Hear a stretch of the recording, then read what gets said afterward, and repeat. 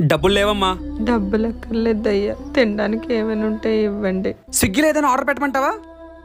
వెళ్ళమమ్మా.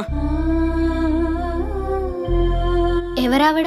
ఆకలేస్తుందంట, తినడానికి ఏదైనా ఉంటే ఇవ్వమంటుంది. మరి మన దగ్గర ఫ్రూట్స్ ఉన్నాయి కదా, ఇచ్చేసొద్దాం పదా. వాళ్ళకెందుకు, దేవుడికి ఇస్తే పుణ్యమైన వస్తుంది. పుణ్యం అనేది దేవుడికి దండం పెడితే రాదు, పేదోడికి అన్నం పెడితే వస్తుంది. సరే పద ఇచ్చొద్దాం. అమ్మా, మనకి ఈ రోజు కూడా అన్నం లేదా? దేవుడికి మనం అంటే చాలా ఇష్టం నాన్న. ఆయన దగ్గరికి తొందరగా వెళ్ళిపోవాలని మనకు అన్నం దొరకకుండా చేస్తున్నాడు. మనం తొందరగా దేవుడి దగ్గరికి వెళ్ళిపోయామనుకో, ఆయనే మనకు అన్నం పెడతాడు. అప్పటి వరకు నీ ఆకలి బాధను తట్టుకోనన్నా.